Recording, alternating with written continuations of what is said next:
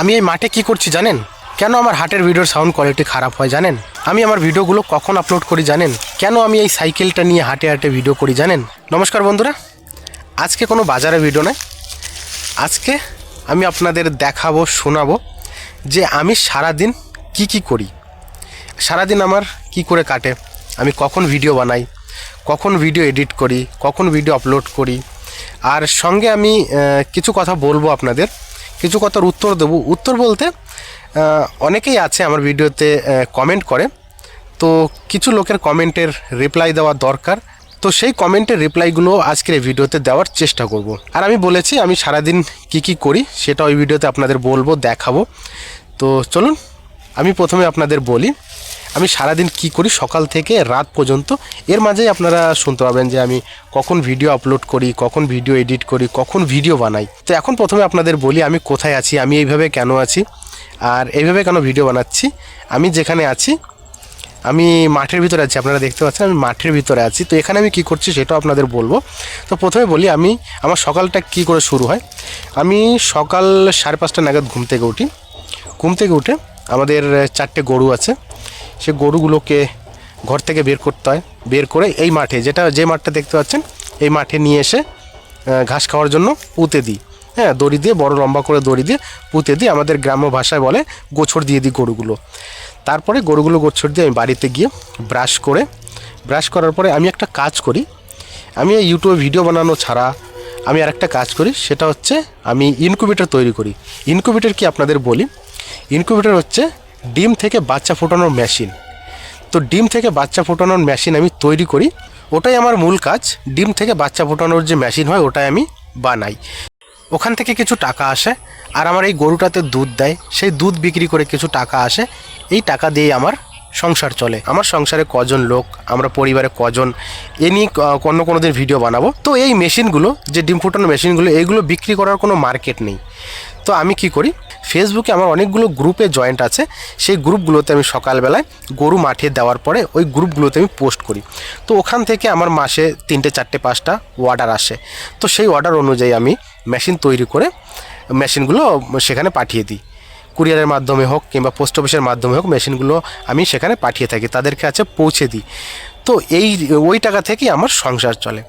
তারপরে যেটা কাজ হচ্ছে, খাওয়া দাওয়া করে, এই পোস্টগুলো করার পরে খাওয়া দাওয়া করে আমি গরু নিয়ে মাঠে চলে আসি।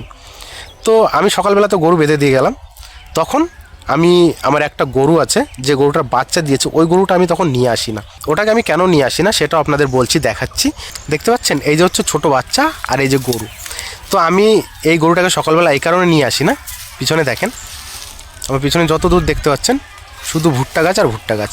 আর এই ফাঁকা মাঠে প্রচুর পরিমাণে কুকুর আর শিয়ালের উৎপাত। তো আমি যদি এই গরুটাকে রেখে চলে যাই বাড়িতে, সকালবেলা পুঁতে দিয়ে যাই না, এই কারণেই প্রচুর শিয়াল কুকুরের উৎপাত। তো এই বাচ্চাটাকে না খেয়ে ফেলবে, এই জন্যই আমি সারাদিন এই মাঠে থাকি। আপনারা দেখতে পাচ্ছেন প্রচুর ফাঁকা মাঠ। এখানে সর্ষে ছিল, সর্ষেগুলো এখন তোলা হয়ে গেছে, কিছু কিছু সর্ষে এখনও রয়েছে। তো বেশিরভাগ সর্ষে এখন তোলা হয়ে গেছে, কিন্তু এই পাশে দেখতে পাচ্ছেন প্রচুর পরিমাণে ভুট্টো গাছ, এর ভিতরে প্রচুর পরিমাণে শিয়াল আছে। তো এই শিয়ালগুলো আমার এই গরুর বাচ্চাটা খেয়ে ফেলবে, যার কারণে সারাদিন আমি মাঠেই থাকি। আর মাঠ থেকে আমি 3টে নাগাদ বাড়ি চলে যাই। 3টে নাগাদ বাড়ি গিয়ে আমি স্নান করে 3:30 নাগাদ আমি বাড়ি থেকে বেরিয়ে পড়ি বাজারের উদ্দেশ্যে। আপনাদের নতুন বাজারের ভিডিও দেওয়ার জন্য আমি 3:30 নাগাদ বাড়ি থেকে বেরিয়ে পড়ি। ভিডিও করে বাড়ি ফিরতে আমার 7টা 7:30 বেজে যায়।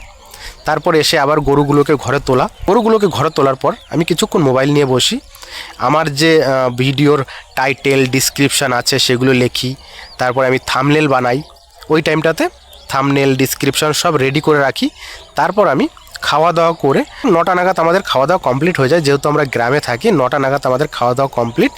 খাওয়া দাওয়া করে আমি আবার মোবাইল নিয়ে ভিডিওকে এডিট করতে বসি। ভিডিও এডিট করার পর যদি 12টা না বাজে, তখন আমি বসে থাকি, 12টা বাজার অপেক্ষা করি। কেন? কারণ আমি 12টার পরেই ভিডিও আপলোড করি। 12টার পর ভিডিও এই জন্য আপলোড করি কারণ আমার মোবাইলে যথেষ্ট পরিমাণে ভিডিও আপলোড করার ডাটা থাকে না, যেটাকে বলে নেট থাকে না। আমার মোবাইলে 350 টাকার রিচার্জ করা থাকে, আর রাত 12টার পরে আমার নেট ফ্রি হয়, আনলিমিটেড নেট আমি ইউজ করতে পারি। তার কারণে আমি 12টা বাজার অপেক্ষা করি। যখন 12টা বাজে, 12টার পর গিয়ে আমি ভিডিও আপলোড করি, তখন ফ্রি নেট পাওয়া যায়। 12টার পর ভিডিও আপলোড করে তারপর আমি শুতে যাই। কোনো দিন 1টা বাজে, কোনো দিন 1:30টা বাজে, কোনো দিন 12:30টার ভিতরে হয়ে যায়। আমি ফেসবুকে ইউটিউবে ভিডিও আপলোড করার পর তারপরে ঘুমোতে যাই। তো বন্ধুরা, এই হচ্ছে আমার সারা দিনের কাজ। আমি সারাদিন কী করি এটা আপনাদের বললাম। আমার ভিডিওতে অনেক লোক কমেন্ট করে, প্রচুর পরিমাণে লোক কমেন্ট করে। তার ভিতরে কিছু লোক এমন কমেন্ট করে যেগুলো রিপ্লাই দেওয়া দরকার। এক ভাই আমাকে কমেন্ট করেছিল যে দাদা, আপনি যে ভিডিওগুলো করেন আপনার ভিডিওর কোয়ালিটি ঠিক আছে, কিন্তু আপনার ভিডিওর সাউন্ড কোয়ালিটিটা ঠিক হচ্ছে না।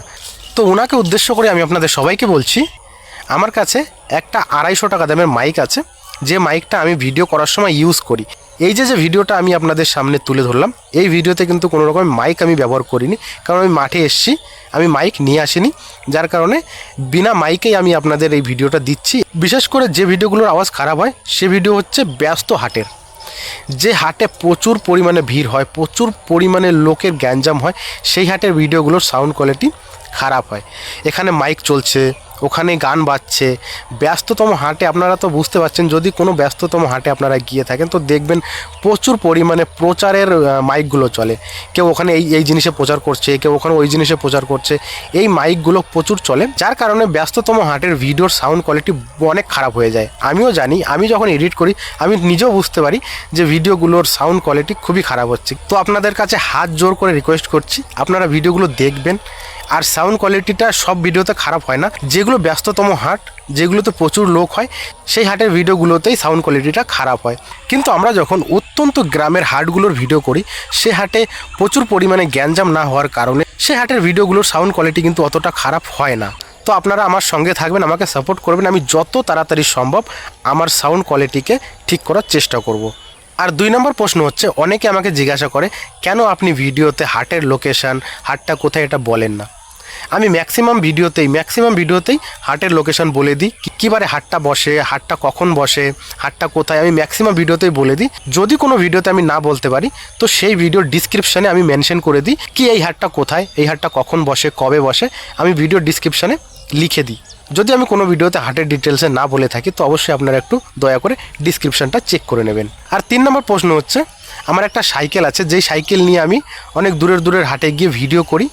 তো অনেকে আমাকে কমেন্ট করেছে কি সাইকেল নিয়ে আপনি কেন যান, সাইকেল নিয়ে ভিডিও করতে কেন যান, গাড়িতে যেতে পারেন না। তো যে দাদা আমাকে কমেন্ট করেছে ওনাকে উদ্দেশ্য করে আপনাদের বলছি, সাইকেলের পাশাপাশি আমার একটা স্কুটি আছে। এই স্কুটিটাকে নিয়ে যে আমি হাটে যাব সেই সামর্থ্য কিন্তু আমার নেই। সত্যি কথা বলতে আমার কোনো লজ্জা নেই, এই স্কুটি চালিয়ে আমি হাটে যাব সেই সামর্থ্য কিন্তু আমার নেই। যার কারণে এই স্কুটিটা নিয়ে আমি কোথাও যেতে পাই না। যেদিন আমার সামর্থ্য হবে তো অবশ্যই আমি এই স্কুটি নিয়েই হাটে গিয়ে ভিডিও করব। এখন আমার সত্যি কথা বলতে আমার এখন সামর্থ্য নেই, যার কারণে আমি এই সাইকেলটা করেই ভিডিও করে বেড়াই। তো বন্ধুরা, আমি সারাদিন কি করে আমি আপনাদের সামনে প্রতিদিন হাট বাজারে ভিডিওগুলো তুলে ধরি, সব কিছুই আজকের এই ভিডিওতে আপনাদের বলার চেষ্টা করলাম, দেখানোর চেষ্টা করলাম। তো বন্ধুরা, কিছু বলার থাকলে বলবেন, আর এইটুকু আশা করি আপনারা আমাকে অবশ্যই সাপোর্ট করবেন। তো চলুন, দেখা হচ্ছে কালকে কোনো হাটের ভিডিওতে।